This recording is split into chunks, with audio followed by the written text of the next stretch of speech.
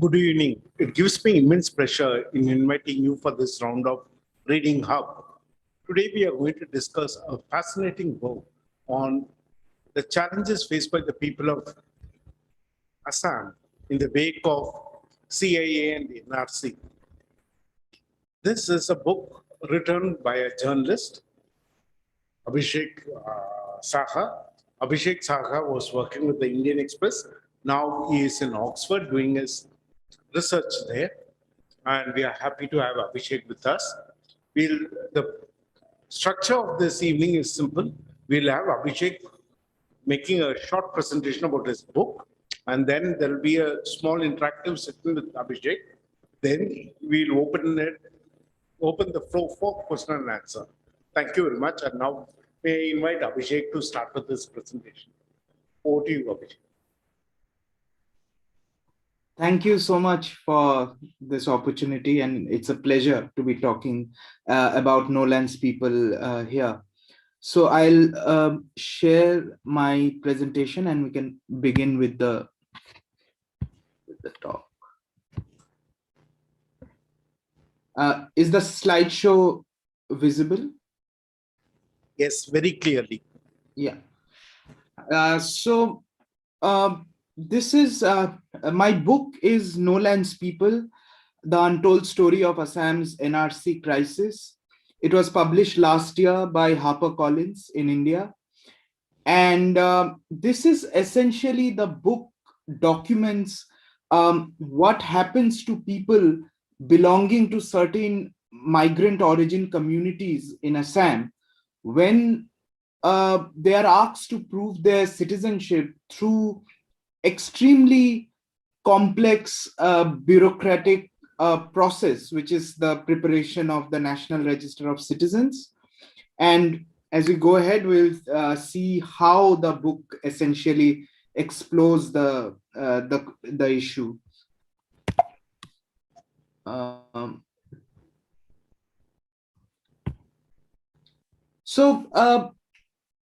There might be I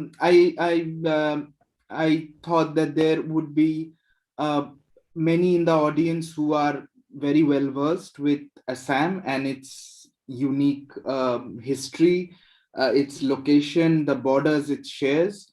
But I guess that an introductory slide, which basically, so this is a survey of India map on the left-hand side, the Indian map, and here it's a map of Assam. To just highlight, I mean, I got this slide here just to essentially say to explain that that how Assam shares this border with Bangladesh here in its western side, and it's basically that we need to understand the geography and the location of the state to understand better the issues, the socio-political issues that has been happening. And of course, we can come back to this later in the course of the discussion. In my this small presentation here, what I wanted to essentially the key points that I wanted to highlight about the book and about my my reportage on the NRC and Assam citizenship crisis. These are the key points which we'll be talking about in the course of next 15 to 20 minutes. What is this book about? What is the NRC? What are Assam's foreigners tribunals? Who are put into detention centers in Assam? What happens to those who are stateless in Assam? And what is the CAA and Nrc combination in Assam? How does that play out? I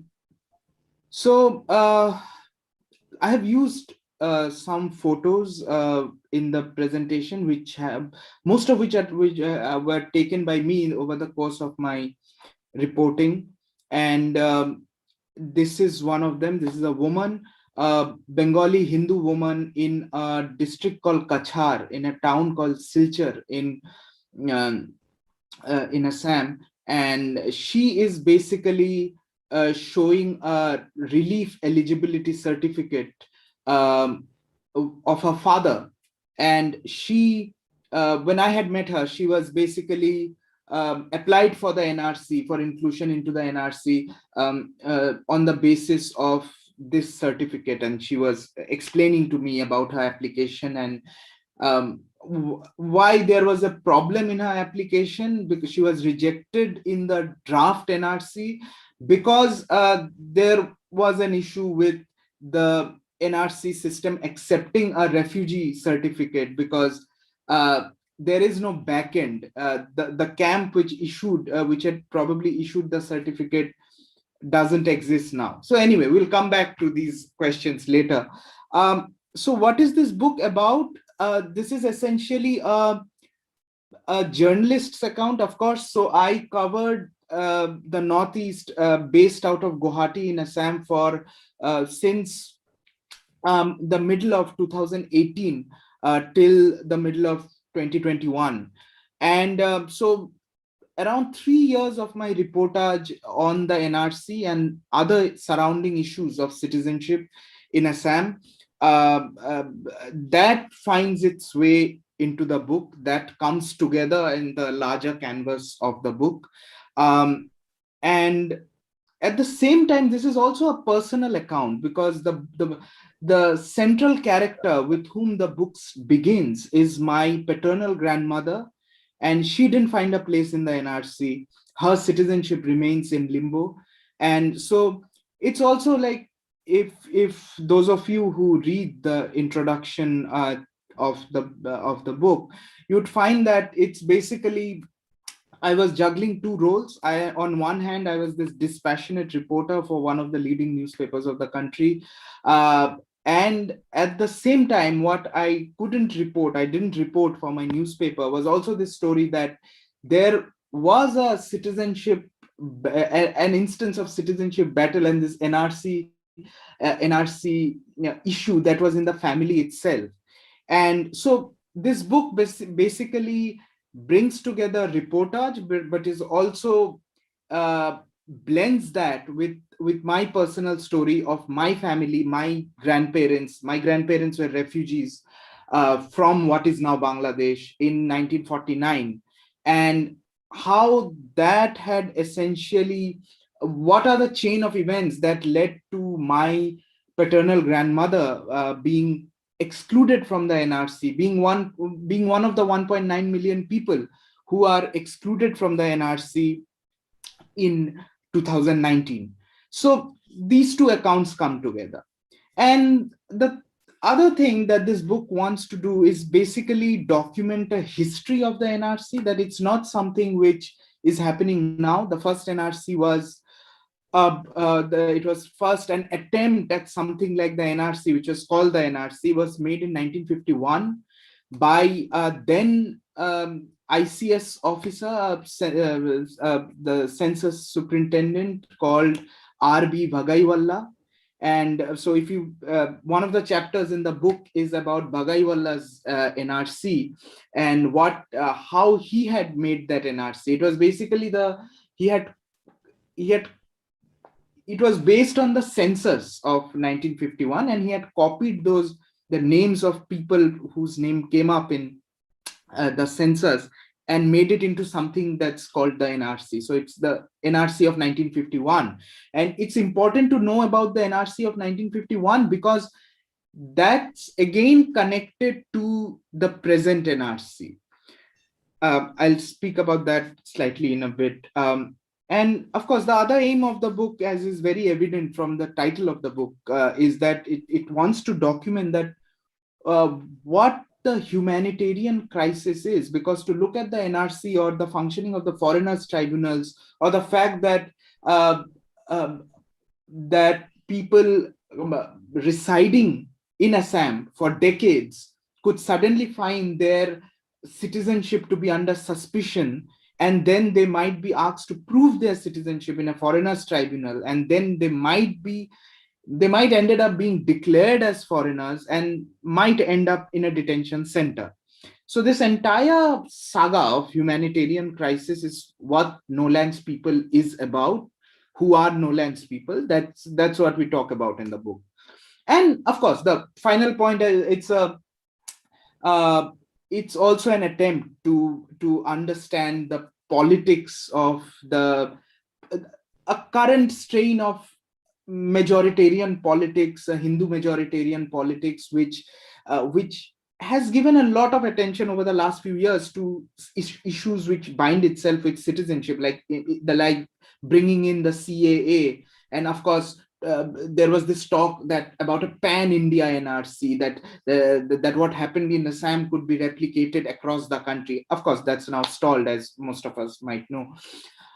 So this is what essentially the book is about. So just to give a brief, there are a lot of points to talk about, but for purposes of time, it would be best to sum up in a succinct way, in short, as much as I can. So what was the NRC? The NRC is basically around 3 million residents of Assam were asked to prove their citizenship. And there is an estimate that it would be it would be more than 66 million documents, through which people which were entered into the database for people to find a place in the NRC. Now, what happens is that the NRC was that we know that Assam has been the socio-political narrative around illegal migrants causing severe socio-political, cultural damage to Assam and its indigenous population. That narrative has been going on for decades now. The issue of migration, illegal migration, foreigners, quote unquote, that has dominated Assam's political rhetoric rhetoric and narrative for decades now, and the NRC was thought to be this magic wand, which could be that a bureaucratic intervention monitored by the Supreme Court of India, that okay, let's make a list and let's get done with it. Let's make a list. Who is a citizen, who is a non-citizen, throw out the non-citizens, and we are done. The issue will be solved. But clearly, where we stand now, that the problem is not solved, and it's of course it would have never probably been solved by such a bureaucratic intervention when the issues are clearly socio-political. But as I said, that the first version of the NRC was made in 1951, and that a demand to update, quote unquote, update the 1951 NRC to arrive at a list of citizens in Assam started coming up in the 1980s during what many in the audience would know very well, the Assam Movement, which is a 6-year-long anti-foreigners movement in Assam. That people took to the streets. It's a great socio-political cultural event that Assam's illegal migrant issue should be solved. That was the Assam Movement in 1980s. And the ASU, which is the All Assam Students Union, which is like one of the most influential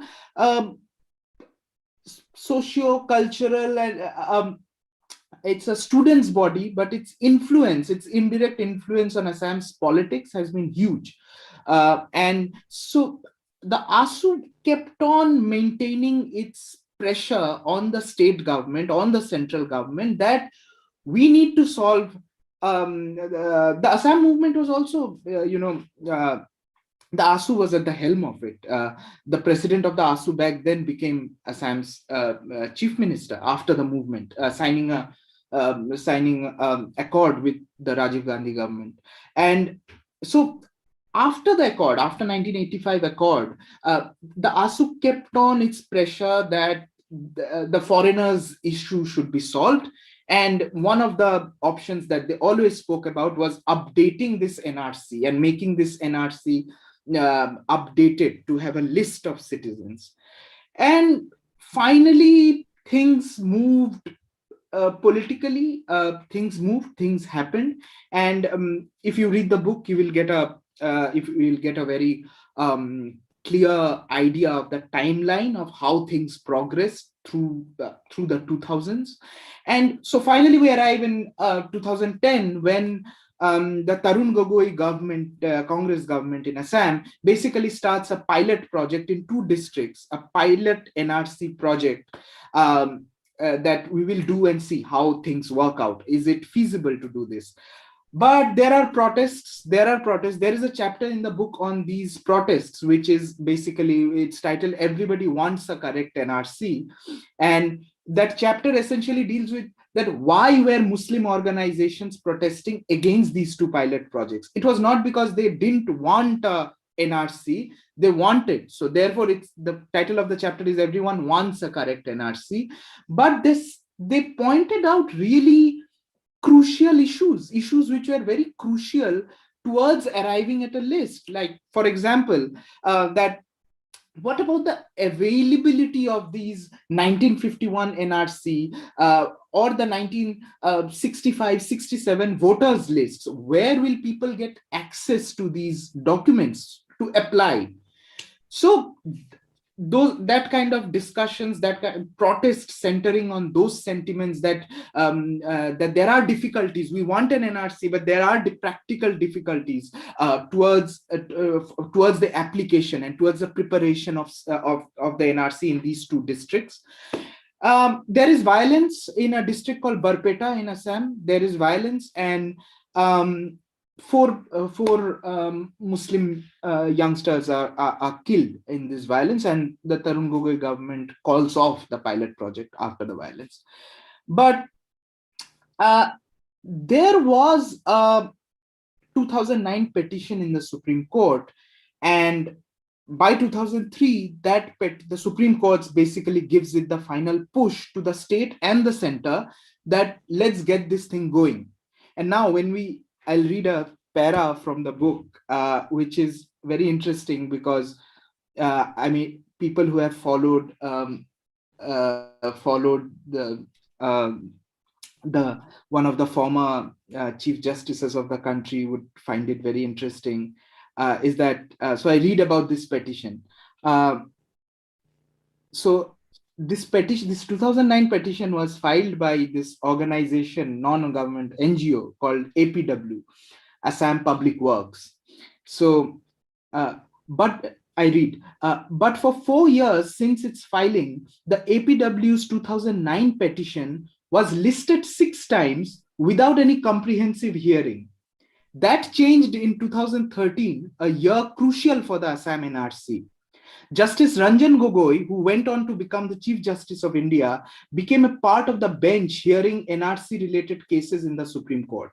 Since 2013, Gogoi heard these cases continuously, sitting on a bench in combination with 2 judges, first with Justice H.L. Gokhale, then with Justice M.Y. Iqbal, and later with Justice R.K. Agarwal. Gogoi then led a special bench with Justice R.F. Nariman to hear all the NRC cases till his retirement.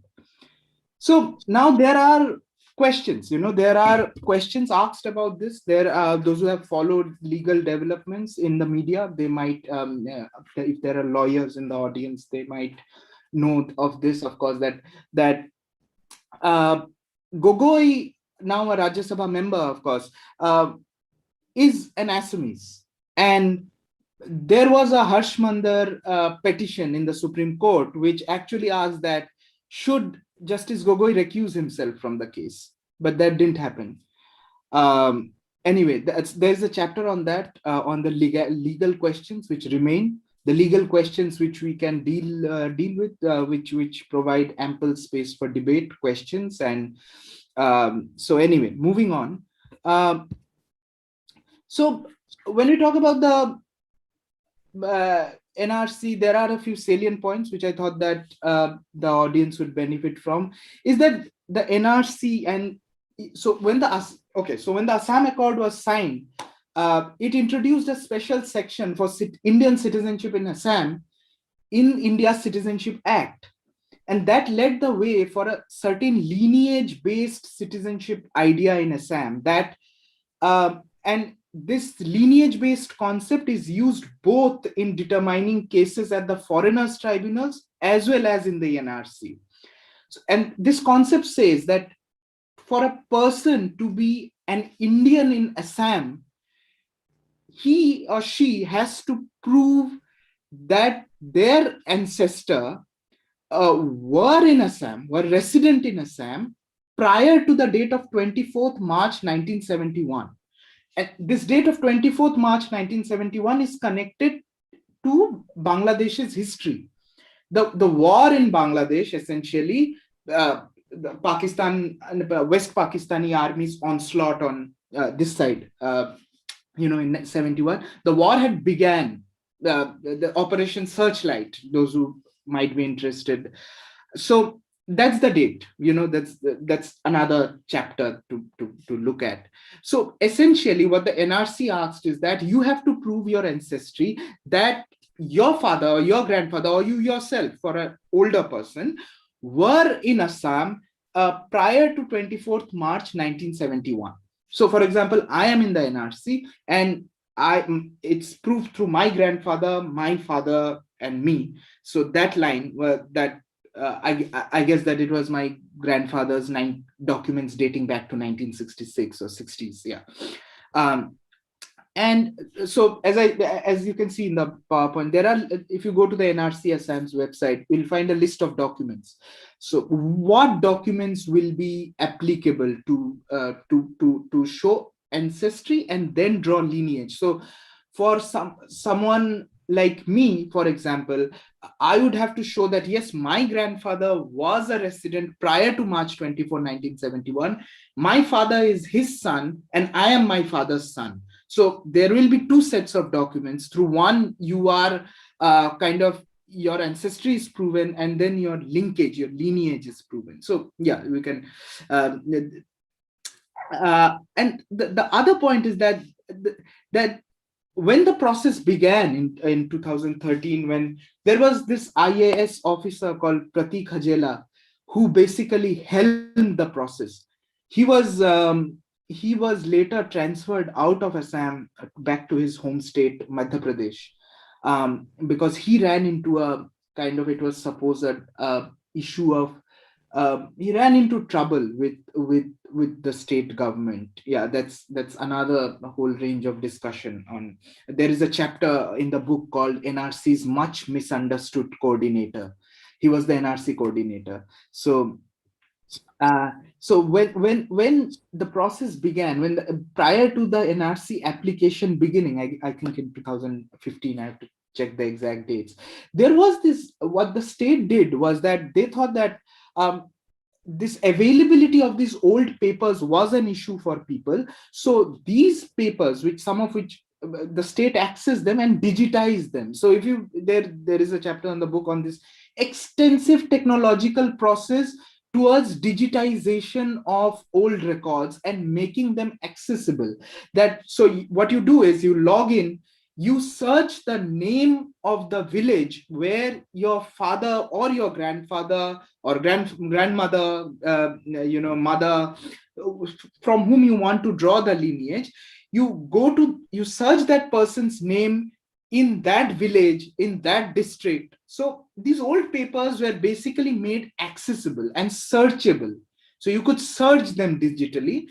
That, of course, led to many confusions. Like there are case studies in the book where, that people had similar names. So there is this story about a man who goes in search for his actual grandfather, because his grandfather was not a resident of this village, whose documents he downloaded, but was a resident of this neighboring village. There was another person of the same name in the other village. So you can get the sense that, of course, those issues came up in large numbers. And there are some major issues which would probably, for those of you who are very interested in, there are chapters dedicated to these in the book. The OI, as you can see in the slide, OI is an original inhabitant category. It's a category which basically paved way for inclusion into the NRC through less rigorous methods of checks because you belong to certain ethnicities. So, for example, a Bengali speaking Muslim would never be a beneficiary of the OI category. So the OI category was very much there, and it's a very contentious category in the NRC exercise. This is a thing which, if you read Nolan's People, or if you read other debates in the media on the OI category, you would know more, of course, on how this debate essentially questions the mechanisms of NRC. That did some people have, because of their ethnicity, that did they have an easy way, that whether, to put it in a very crude way, is that people who would come under the umbrella of the ethnic Assamese, would they have an easy inclusion? So, and then there are questions of panchayat certificate, and these are really technical issues. So, and there are case studies in the book which explore these issues in depth. If I go into them, it would take a long to complete this presentation. But as I put it out here, that those of you who read the book, or those of you who Google and read more on these issues, you'd find a lot of literature, a lot of debates, a lot of news reports on issues of how the acceptance of panchayat certificate and the effect that the acceptance or non-acceptance of panchayat certificates had on women applicants. You'd find that. Okay, so some very, for people who are interested in, I made this graph diagram basically. So people who are interested in Assam citizenship issues, but might not be very well versed with the technicalities, the real technicalities. So this is really interesting to understand that in common parlance, we often say that okay, NRC is happening in Assam. This is like one citizenship process which happens in Assam. But no, NRC is just, I don't know, the way I like to say is that it's just a tip of the iceberg. It's just one of the processes. There are at least two processes which predates the NRC in Assam. Two very rigorous, it has broken people's backs, So two other processes which predates the NRC. So the other two processes are that what started in 1997 first happened is that the local electoral authorities at your district or at your district level or village level could mark you a doubtful voter, a D voter, and your case would then be forwarded to something known as the foreigners tribunals. That the local electoral authorities suspect that you are a Bangladeshi, you are not an Indian, and your name is in the electoral list. So you are a doubtful voter, a D voter, and you would be sent to the foreigners tribunal to argue your case. The other mechanism is that there is a special wing of Assam's police, which is called the border wing of Assam police. Now the border wing doesn't go to the border to arrest undocumented people coming in or whatever. The border wing works here in the state to basically raise questions on anyone. And of course, most of the people that they have questioned belong to certain ethnicities, certain religion, certain linguistic background. So this is the border police. I mean, that they put a suspicion that this person is not an Indian, that this person is a suspected Bangladeshi, and refers a case to the foreigners tribunal. And now going again back to the NRC. So what happens to the 1.9 million people who were excluded in the NRC published in 2019? When the appeals open, now the NRC is in a stalemate. Things are not moving because there are political questions, which will come towards the end of the presentation. But theoretically, when the appeals for these 1.9 million people, these excluded people, opens, they also have to appeal for their citizenship to the foreigners tribunal. So it's essentially the foreigners tribunal. These are quasi-judicial bodies they are headed by these members, and the members are essentially appointed by the Guwahati High Court, but their salaries are paid by the Home and Political Department of the government of Assam. So what I call in the book is, I call them kangaroo courts in the book, and I cite the case studies through my reportage and through the reportage of several other great reporters, I mean, who have worked on this. There is Rohini Mohan's work, there is Arunav Saikia's works, and uh, so they have the authenticity of how the Foreigners Tribunal functions has really been challenged. I mean, there is an Amnesty International report where which essentially puts out a document which was for the first time actually revealed by my friend journalist Arunav Saikia, who works for the Scroll, and it revealed government papers which said that the state government was marking people on the basis of how many people they have declared as foreigners. There was incentivized that declaring more people foreigners was incentivized. There is a New York Times investigation as well into the functioning of foreigners tribunals. For those of you who want to know more, as I said. So this is a foreigners tribunal. This is how tribunals look. This is a photo I had taken in 2018 at, as you can see in the photo, it says Government of Assam Foreigners Tribunal number 2, Barpeta. It's the second, there could be multiple tribunals in one district. So it's in Barpeta district, tribunal number 2. And as I said, they are quasi-judicial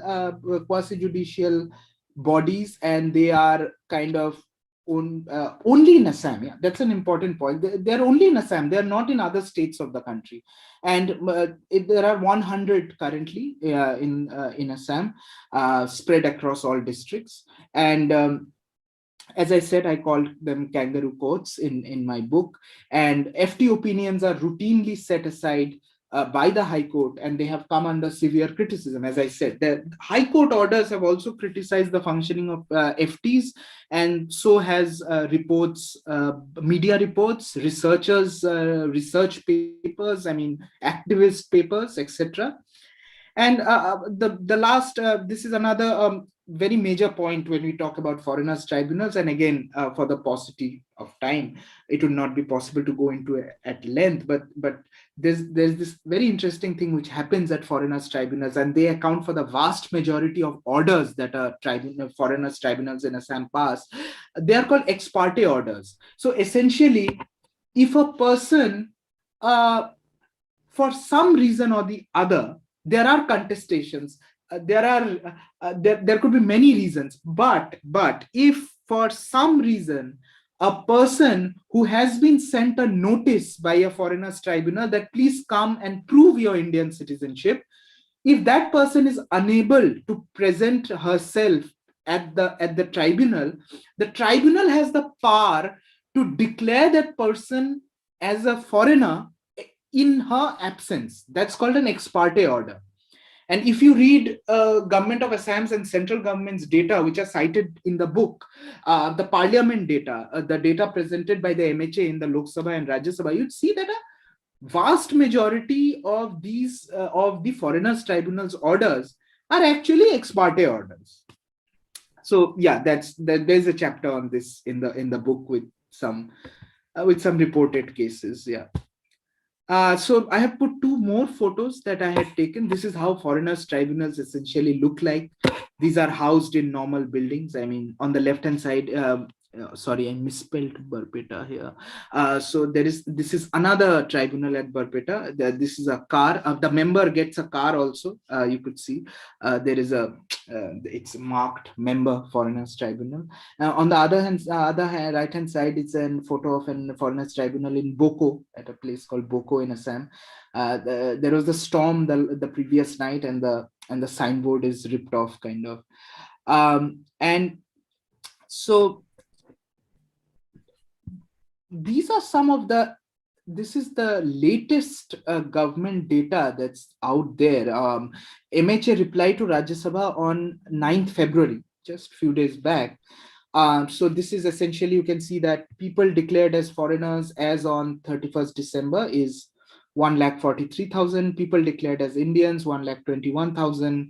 And these are cumulative figures, of course, and cases pending. And so I have marked this figure in red, which is 329, because I'll come to this now about the question of deportation. So people who may not be, people in the audience who might be curious, as for regarding the situation, you might be wondering that if the Foreigners Tribunal has said that these people are not Indians, then why are we not sending them, deporting them back to the country they belong to, Bangladesh, presumably in most cases, right? But that hasn't happened, and that doesn't happen because, number one, a vast majority of the people who are declared as foreigners by these foreigners tribunals, they are ready to contest tooth and nail that they are Indian citizens, and they have been unjustly declared as foreigners. They might be Bengali speaking Muslims, or they might be Bengali speaking Hindus, but ethnicity apart, as far as the vast majority of people that I have interviewed, people that other media reports have interviewed, people that researchers have interviewed, you will see that the vast majority of them actually appeal to higher courts, to the Guwahati High Court, to the Supreme Court of India. There are so many cases where the Supreme Court has intervened, and there are amazing lawyers who are working with people like my friend Aman Wadud, one of the most prominent lawyers working with cases in Assam. And the other thing why deportation doesn't work is that Bangladesh doesn't accept these people. Bangladesh, as you might remember, that Bangladesh had famously said that this is India's internal matter, NRC, So Bangladesh doesn't accept. So there's the limbo, there the question of statelessness comes in, that what happens to these people. India doesn't consider them as their own. Bangladesh doesn't. The legal, bureaucratic, and police mechanism raises suspicion and declares them as foreigners. So thereby we come to what I want to describe as no lands people, the stateless people. And so this is another distinction. I thought that for the interest of the audience, this would be interesting. DF plus CF equal to foreigners. So DF are declared foreigners, people who contest, who believe that they are Indians. But the Foreigners Tribunal say that you are declared to be foreigners because you are not able to prove your citizenship, or you are absent from the tribunal, ex parte order. And a convicted foreigner is someone who is a foreigner. She accepts that she is a foreigner. She's tried by the judicial court. She said that, okay, you had come to India and you have overstayed your legal visa. So now please, you have to complete your jail sentence, and then the Foreign Affairs, External Affairs Ministry will do the needful to deport you. So as I have put it, like the data that I have used in No Lands People is it's slightly old in comparison to the earlier slide. It's the till October 2019. So you can see that till October 2019, 1.29 lakh people were declared foreigners, out of the declared foreigners, only 6 were deported, 4 to Bangladesh, 2 to Afghanistan. But in contrast, I contrasted this with 2019 data from the Assam government, which essentially shows that 147 convicted foreigners were deported to Bangladesh and 3 to Afghanistan. So we get a picture that whose deportation happens essentially. So there is a chapter in the book which is called Detention and Deportation, that looking at the question of whom do we deport, are we able to deport, why are we not able to deport, etc. We come to the fourth issue in this presentation, which is detention centers in Assam. As I had already said, there was, at least I remember that in 2018-19, there was a lot of social media conversation which said that, okay, people in Assam who are not in NRC will be put into detention centers. That doesn't happen that way. So there are 6 existing detention centers housed in district jails. They have been meant to hold people declared to be foreigners by the foreigners tribunals. They also hold convicted foreigners. That's also a thing. But essentially, if you're declared a foreigner by the foreigners tribunal, the detention center is meant to hold you. Not that because you, not that because you couldn't make it to the NRC, so you would, like when the NRC was published, you would be automatically put into a, no, that was not the case. The photo on your screen is a new detention center which is being constructed in Goalpara district in Assam.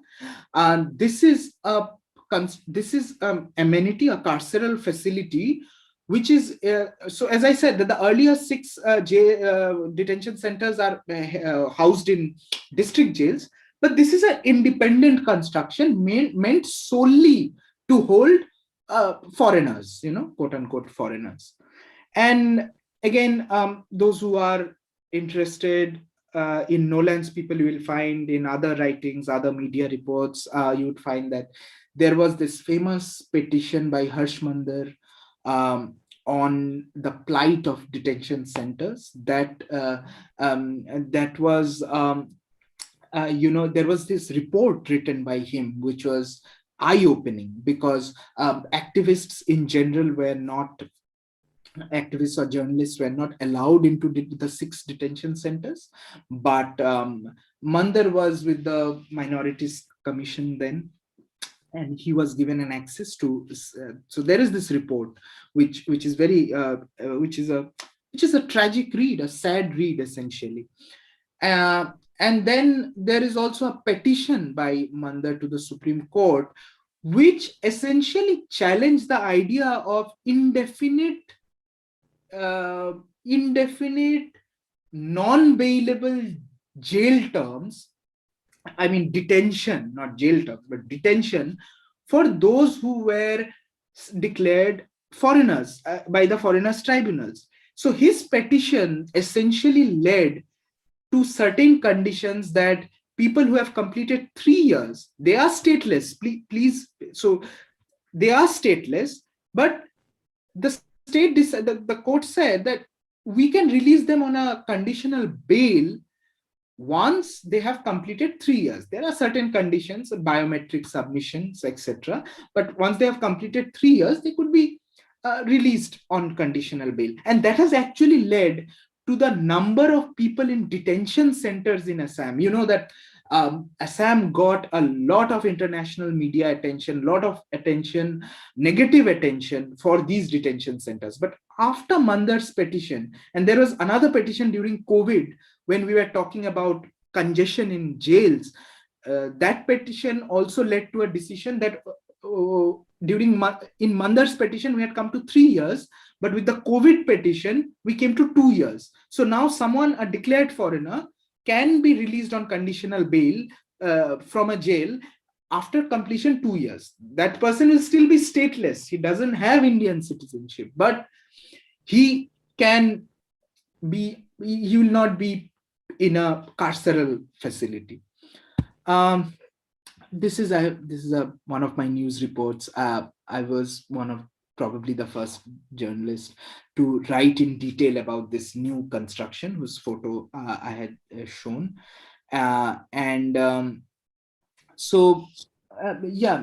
Declared foreigners and convicted foreigners too, not related to the NRC exclusion directly, as I said. And latest Assam government data, July 2021, in the 6 existing detention facilities, 181 are lodged, 61 are DFs, and 120 are CFs. So that's where we stand.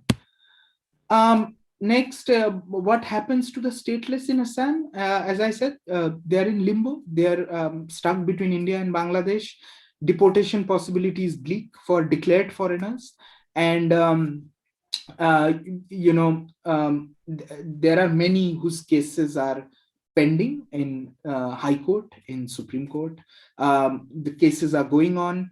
And the other thing is that the NRC parallelly has reached a stalemate. because the ruling BJP government in Assam and important socio-political organizations like the ASU, they have said that they cannot accept the NRC published in 2019 because the figure of 1.9 million people the exclusion figure of 1.9 million people is too low, And the BJP, for example, says that the published NRC suffers from wrongful inclusion and wrongful exclusion. People who should have been excluded have found a place, and people who should have been included have been excluded. So there is also a Hindu-Muslim connotation when we look at it when we try to analyze the BJP's political narrative, if we go through that route. And the statelessness continues, as well as the political rhetoric continues. The person whose photo you see on your screen is Ajbahar Ali. So I have in this slide and the next slide, I'll read one or two paragraphs just there is a part of this book, the part 2 of this book, which is essentially case studies, which are reported case studies. With that part is called Chronicles of Statelessness. So just to quickly read a para from Ajbahar Ali's case.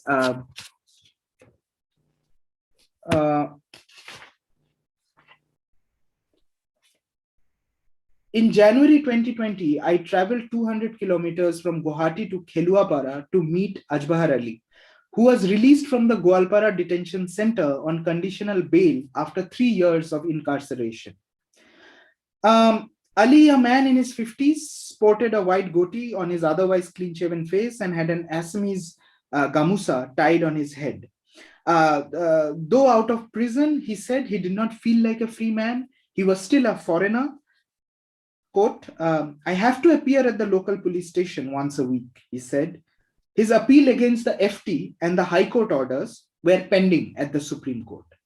The Supreme Court's order on Harsh Mandar's petition mitigated the pain of being lodged in jail where living conditions were questionable without having committed any actual crime.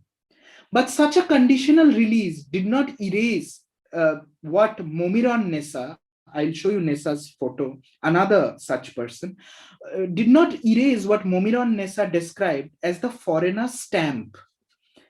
The release brought no legal succor to their citizenship status. Ali and Nessa and hundreds like them continue to be stateless. So then this chapter goes on about Ajbahar Ali. Ajbahar Ali's case was really tragic because when he was arrested and put into a detention center, his son was trying to arrange the funds to fight the legal cases. And because of her husband being put in a detention center and her son doing anything and everything to make ends meet and gather funds for an appeal at the High Court, Ajbahar Ali's wife died by suicide. So that's one of the saddest, a very sad story you will encounter. Ajbahar Ali also appears in that New York Times documentary, which I mentioned earlier in the talk. And these are two women. There is a chapter in the book called 10 Long Years. These two women, on your left is Halima Khatun, and on the other one is Momiron Nessa, whose name I had just taken. These two women had spent 10 years in detention centers. Their legal cases have failed. They are stateless. They are now out on bail. And I will read just 2 paragraphs and not take long. I'll just read 2 paragraphs, 1 paragraph each for these for the 2 women. In June 2010, Momiron Nessa, then in her mid-30s and 3 months pregnant with her 4th child, was sent to a detention center. Later that year, she gave birth to a stillborn in the detention center. Her long legal battle to prove her citizenship was unsuccessful.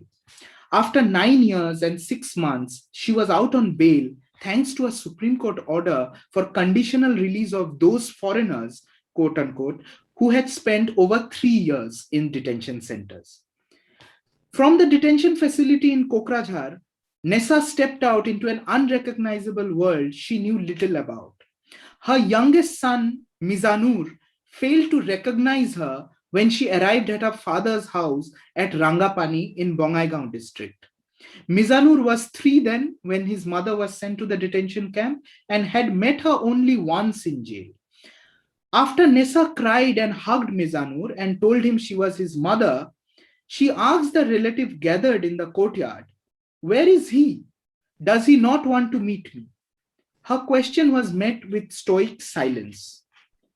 It was then that she came to know that in August 2019, her husband, Jel Hussain, had succumbed to a cardiac ailment, but the family had kept the news from her. So this is about Momira Nissa, and on the left hand side is Halima Khatun. The photo is from the newspaper Mumbai Mirror, taken by my friend and journalist Sadiq Naqvi.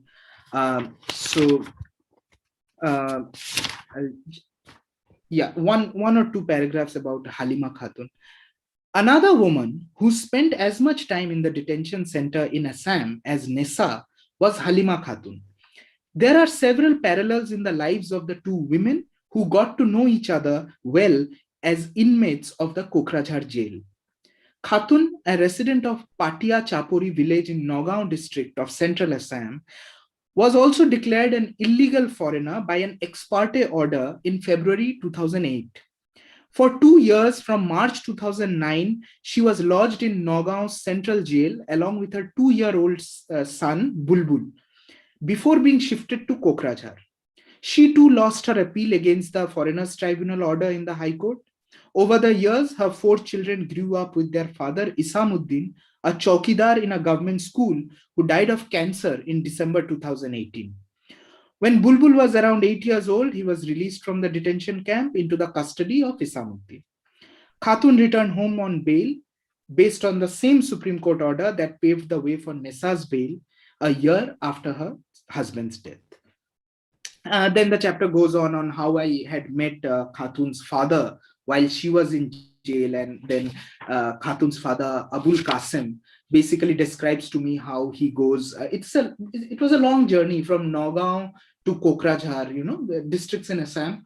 It's at a distance from each other. So these are the two women. There you can read their stories in detail in the book.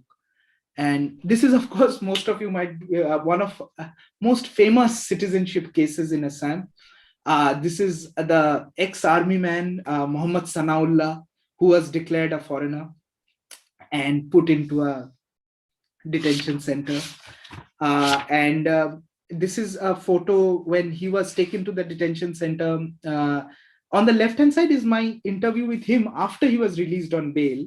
On the right-hand side is a photo from the day another day when I visited their house. I met his wife, and she was showing me these photos of Sanawla in the army uniform, in all glory. I'll just read 2 paragraphs. Chapter 9, No Lands People, a soldier in a detention camp. On 29th May 2019, a day before Narendra Modi took oath as the Prime Minister of India for the second time, a retired Subedar of the Corps of Electronics and Mechanical Engineers of the Indian Army was put into a detention center in Assam. He had been declared an illegal foreigner. Wadud is my friend, the lawyer. Wadud was also Sanawla's lawyer, among some other lawyers. He was also so he led Sanawla's defense basically and got him bail. Wadud has successfully helped Mullah and many others like him to establish their Indian citizenship. However, many of Wadud's clients are still struggling at the FTs and courts, and Muhammad Sanawla is probably the best known among them. 12 days after he was sent to the detention center, the Guwahati High Court granted Sanawla interim bail. Renowned advocate of the Supreme Court, Indira Jaisingh, argued on Sanawla's behalf, alongside Wadud, Rahman is and the other lawyer, Burhanur Rahman, alongside Wadud Rahman and senior advocate H.R.A. Chaudhary. Jai Singh, who was coincidentally traveling in the Northeast then, was so moved by the case that she decided to litigate pro bono on Sanawla's behalf. Muhammad Sanawla joined the Indian Army in May 1987 and retired in August 2017 after serving in insurgency-affected areas of Jammu and Kashmir and the Northeast, among other locations. Sorry. In 2014, he was awarded the President's Certificate for his promotion to the rank of Junior Commissioned Officer. In 2002, Sanawla's family had shifted from Kalahikash of Boko in Kamrup district to Guwahati. According to his ex-serviceman's ID card issued by the army, his monthly pension was rupees 11,970. I met Sanawla at his house in the Sadgaon locality of Guwahati a day after he walked out of the detention center. He was a man in his early 50s. He was dressed in a white shirt that day, and he looked exhausted. What had unfolded over the fortnight left a deep impression on his face. He agreed to an interview and took a seat beside his wife on the sofa in the living room of their modest house. How did it feel to be a Jawan and to be thrown into prison with suspected illegal foreigners? Sanawla remained silent for a minute or two. His eyes were moist. When entering through the prison gate, began Sanawla, I cried and cried. I asked myself, what sin have I committed that after serving my motherland for 3 decades, including at the LOC at Kupwara in Kashmir, I am being declared as a foreigner? I have defended my country standing bravely at the border. I love my country. I am an Indian, and I am sure justice will be done in my case. So Sanawla's case is still, Wadud and others are fighting Sanawla's case. It's in the Guwahati High Court. And he's still, his citizenship is still under question. And that's how the situation stands as of now. And we've come to the last part of the slide. It's the CAA and the NRC combination. And I thought that it would be good to include this because there is a great resonance about CAA per se across the country. So we have to understand that in the Northeast, especially in Assam and other states, the context of the CAA is slightly different. Say, for example, a large part of the protests across the country were on the basis that on a theoretical kind of a analysis that if there is a pan-India NRC, if there is a CAA, then will the Muslims without their papers be excluded? The question was that whether this is the Hindu majoritarian BJP-led government's plan and action to exclude Muslims. Then, of course, the CAA has not been implemented on the ground as of now. The government has stalled, as Narendra Modi had famously said from the Red Fort that there is no plans for a pan-India NRC. So, of course, those discussions have slightly taken a backseat. But the protests in Assam, this is a photo I had taken on the evening when the CAA was passed in the parliament. Massive protests have broken out in Assam and other parts of the Northeast. This is Guwahati, center of Guwahati. There is, in fact, I think a couple of minutes after I had taken this photograph, there was a firing at this location. A protester had probably succumbed. The context in Assam regarding the CAA is slightly different, So the socio-political leadership of Assam, the socio-cultural leadership, bodies like the ASU, which are very influential. There is a long interview with one of ASU's, the most important leaders on what the CAA, what does it mean in the context of Assam. I'll just try to read it so that it's more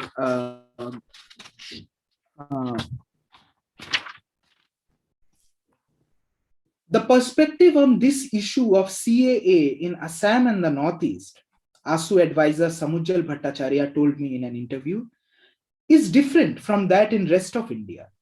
Demand is same, scrapping of the CAA, but the perspective is different.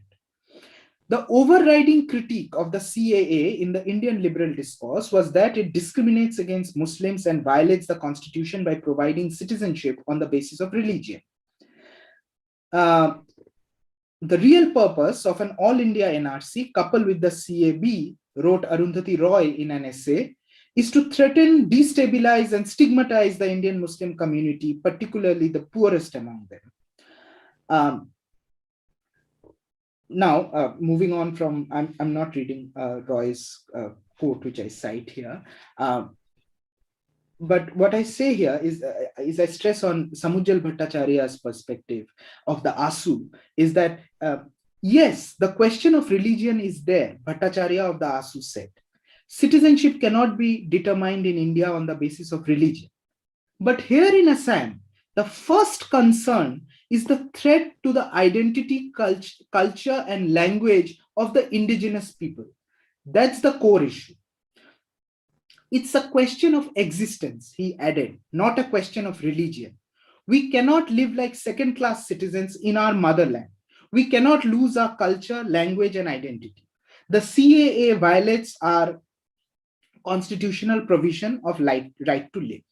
So essentially, to explain it, if you read the book and if you read other analysis, you would get a much better idea of the contrast between the pan-India opposition to the CAA and the Assamese opposition to the CAA. So technically, it's not that the protests in Assam were for that, say a theoretical questions like why are Muslims not in the ambit of the CAA? No, the protests in Assam were that we will not take even non-Muslim refugees. I'm putting it in a very simplified manner, just for the audience to understand the contrast between here. And we can. As I said, that there can be much more detailed analysis about that, but this is the CAA NRC contrast here. So, do we have 5 more minutes, or we should wrap up? If you could wrap it up in 3 minutes, it will be nice. Okay. So, thank you so much. I had put these 2 slightly chunky slides at the end because these would this is essentially the numbers game is basically the first chapter of the book, and this is my most ambitious chapter in the book. And I basically try to question this narrative that whenever you read mainstream media reports or even some academic literature, most of the media reports on Assam, on Assam's issue with illegal migration, about illegal migrants from Bangladesh posing a threat to the culture, identity of indigenous people of Assam. So whenever you read these points are taken as normative things, as something which has already been established. So I tried to go beyond to see how such narratives, were there figures, were there numbers, were there, on what basis, on the basis of what survey are we talking, have we reached this conclusion? So my research, which is, as I said, my ambitious first chapter of the book, it all leads back to a 1931 report by a British colonial officer called C.S. Mullen, who was that year's census superintendent in Assam. And his census report was alarmist. He called that Bengali immigrants from what is now Bangladesh, peasants, farmers from there are coming into Assam. They are land hungry, and compared this migration with a large body of ants migrating, And so I'll tell you how Mulan's report is interesting. So my point is that it's important to read Mulan's report, but it's also important to read the modern critiques, because Mulan's report is always cited. So 70 years later, Mulan's report is brought to life by Governor of Assam, Lieutenant General S.K. Sinha. In November 1998, he writes a report to the President of India, K.R. Narayanan, saying that, quote unquote, unabated influx of illegal migrants from Bangladesh into Assam has changed the demography of the state, and it threatens to reduce the Assamese people to a minority in their own state. So did he have a survey report, a census report to back his claim? No.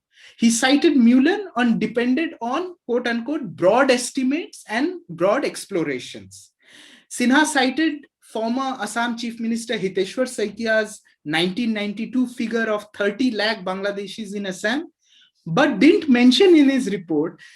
I mean, he did mention in the report. It's not. I'm sorry, it's not didn't. He did mention that Saikia himself retracted that figure just 2 days later. Now, I don't know why Saikia did that, but that's a question for future research. But Saikia did retract that figure. But people who quote Sinha's report never mention these points.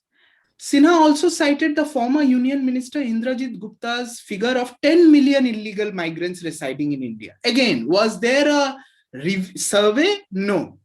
And following Gupta's comment, an India Today report said, based on intelligence inputs, that 40 lakh of these 10 million people were in Assam. So I filed an RTI application with the MHA asking that whether there was a basis of Mr. Gupta's statement. But the MHA sent me a response saying that no, first of all, this question is 20 years old. We don't have the data. But second of all, we would like to tell you that illegal immigrants enter into the country without valid documents in clandestine and surreptitious manner. Therefore, it's impossible to have a correct estimate. So again, in the context, we have to read Sinha's report, the critiques, like Amnesty International calling it xenophobic and discriminatory against Bengalis. But people who cite Sinha's report never go into these criticisms. There is also a piece by my friend, the researcher Anshuman Chaudhary. It's a really pointed critique on, if you Google it, you'll find it. It's a pointed critique on Sinha's report. And there's this and you also see that this language, this narrative seep into the judicial world, in the book, I go in detail into these judgments, into studying these judgments. But the 2005 very well-known case, Sarbananda Sonowal, who later on became Assam's CM, versus Union of India, in which the Supreme Court famously said that, yes, illegal migration from Bangladesh is external aggression. That changed the narrative in the country. It had very wide ramifications. And this judgment cited Sinha's observations without going into the contrary arguments, the debates which we can have on Sinha's observations. Then the 2014 Supreme Court verdict, which led to the NRC, through which the court pushed the NRC, it began by quoting Mulan, then Sinha, and then cited former Minister Sri Prakash Jaiswal's 2004 figure to the parliament that 50 lakh illegal immigrants from Bangladesh in Assam, But what I did is I went back to that parliament response documents, and I found that that response was retracted by the MHA. And now in the reference sheet in the book, you'd find that link where to find it. The MHA says that that data which Jaiswal said in the parliament actually had a clarificatory note, which the minister did not say.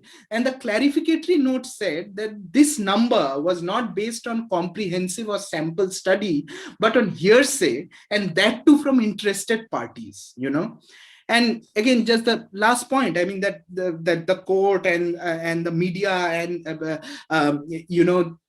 they were not the only one, but even the ASU had during the Assam movement, they had said that 50 lakh foreigners. Now, from where these numbers come from, how, and the way they shape narratives, the way they build narratives, it's amazing. I mean, like, I request, I mean, a lot of hard work had gone into this first chapter, which is Numbers Game.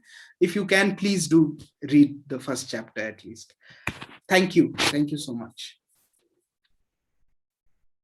Thank you, Abhishek.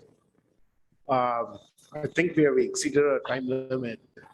Therefore, we will be taking 2 questions. Are there any questions coming on the?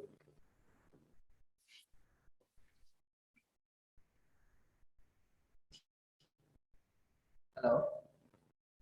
Hi. Abhishek, good evening. Hi. Hi, this is Francis from Chennai. I just have one question. How normal the situation is in Assam? How the citizens are taking the situation? Is it normal, or the conflict is getting higher and higher? Before answering, you could exit your sharing of the screen and you can come in. Thanks. Yeah. No, I mean, as Sir was saying that time limit, we have exceeded the time limit. To answer your question as in a brief manner, of course, a more sociological or a in-depth journalistic study would give a very good answer to your question. But the way I see it is that even in the last state elections, last year, the narrative, the political narrative of the otherization of especially Bengali origin Muslims, because there has been the otherization of Bengali Hindus in Assam. Like, as I said, my grandmother is not in the NRC, but at least the government in power is ideologically, there is a theoretical and ideological support towards Bengali Hindus, but the same government has gone full force in this narrative of otherization of the Bengali origin Muslims in Assam, and in fact, the last state elections last year, that narrative was the most dominant political rhetoric. This difference that it is a clash of civilizations. We have to save a civilization. We have to protect the indigenous against these others. So, yeah, I guess, and as you say that, how is this? I don't know if you follow news from Assam. Late last year, there was this eviction drive, and in which a Bengali Muslim person was first, shot by the state police during the eviction drive. And then you have this photographer who is apparently a media photographer employed by the district authorities. There was this viral video of that photographer jumping on the corpse of that poor villager, So, yeah, I guess I can answer your questions only through case studies and examples. I mean, rather than drawing a very conclusive line. Yeah, exactly. Thank you. That's right. Thank you. Yeah. One more question. It's on, you can ask.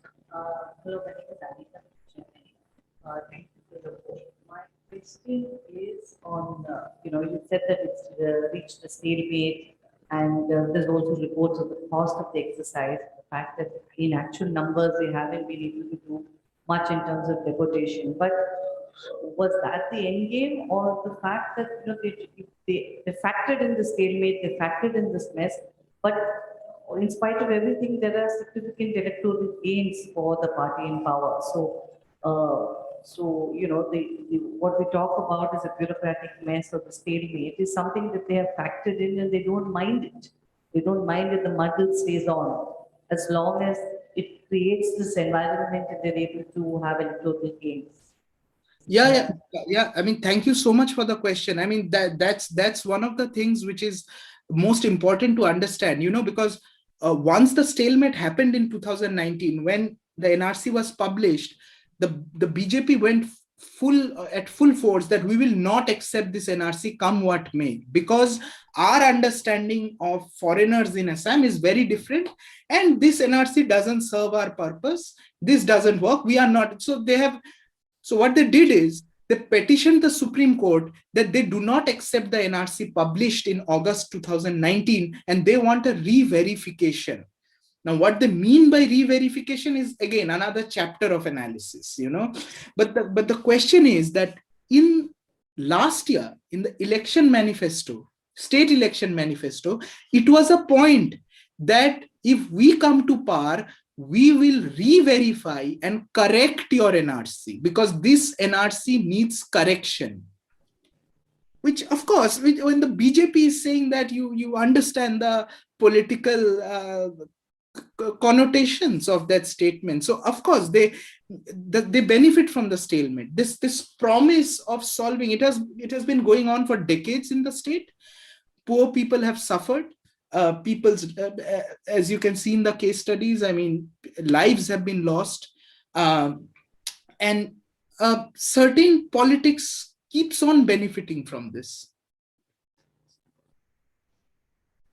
See, this is going to be a slightly different question. There is an idea that you should understand the periphery to understand what will happen in the center later. And generally, the experiment starts at the periphery. What was your learning as a journalist who covered Kashmir to come and do this work later in Assam? Thank you so much.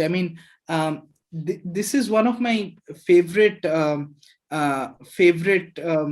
questions which I have struggled with myself, is that the first thing which struck me is that, as you said, I reported Kashmir for 3 years. I was based out of Srinagar. I was the Hindustan Times Kashmir correspondent.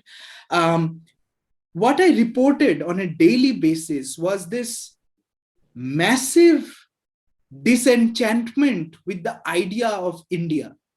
Young boys picking up stones and throwing it at forces which represented the Indian state, the Indian army, the CRPF. And educated young men picking up arms, escaping from their homes and going to join the militant ranks to fight against the Indian state. And on the other hand, when I came here, I realized that people who had nothing were willing to give up whatever minimum they had, willing to give up the small plot of land that they have. If you read why Ajbahar Ali's wife died by suicide, because she could not bear the pain that her son was doing everything possible to manage some money to fix a lawyer to appeal to the Guwahati High Court that FT order is wrong, Ajbahar Ali is an Indian.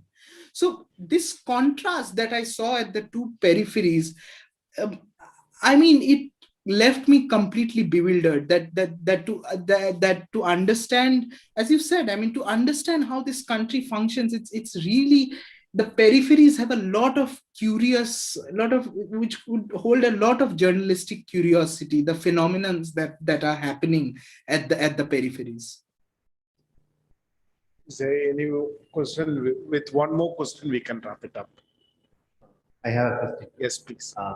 Government is spending a lot of resources, like human resources and funds, in creating all this. What is it really worth in doing this exercise, complete exercise in Nrc? Yeah, thank you. And yes, there is in the book the estimates of the financial the cost to the state exchequer, those monetary calculations are there. But to answer your question, I would only say a very simple point that so many years, so many such push by the Supreme Court, such political push, judicial push, bureaucratic push. When the exercise was going on in Assam, government officials have told me off the record that they are facing problems with managing their staff because the NRC operation recruits their staff from other, like teachers were taken, But at the end of the day, you realize that the day NRC 2019 was published, people would not accept it. I mean, the ASU said that, no, how can there be only 19 lakh Bangladeshis? Big eminent personalities have told us not less than 40 to 50. We ourselves believe it's 40 to 50. The BJP said that, no, it's wrong. It's that the wrongful inclusions and exclusions will appeal for re-verification. We are not happy with this NRC. We cannot accept this, So you realize that when the question is that does an exercise which claimed to be so technical, so rational, so technology based, document based, and that arrived at a figure of 19 lakhs, and that is also contested figure because everyone of this 19 lakh, some hundred, whatever random cross section that I met, they are ready, as I said, they're ready to fight tooth and nail to prove their Indian citizenship. So even this 19 lakh figure is contested, number one. And number two, with this 19 lakh figure, you realize that the important social and political organizations, they're not happy. No one is happy. It's a stalemate. I had reported a story in August 2020, 1 year since NRC. There are Muslim families whose visa, whose passport verification for a Hajj pilgrimage has not been accepted, cleared by the local police because their names are not in the NRC. So there are people who are struggling with, simple activities, bureaucratic and administrative, because their names have not been in the NRC. They want the appeals process to start and clear their names. They are saying that, no, we have the documents, we'll clear once given an opportunity. For some reason, we could not in the earlier instance. So no one is happy. The issue continues. And as someone earlier pointed out, that the political narrative only gains from this. It continues gaining. So I don't know what's the end game, and I don't know. Deportation is bleak, possibility of deportation, as I said. So yeah, it's all murky. That's all I can say at this point.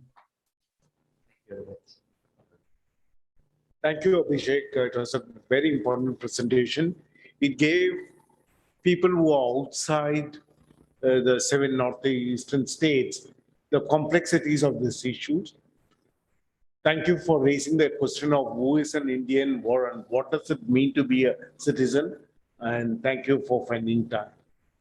Thank you so much. And I'm sorry I exceeded the time limit. No, absolutely no problem. It was a good presentation. Thank you very much. Thank you so much, sir. Thank you so much. Bye.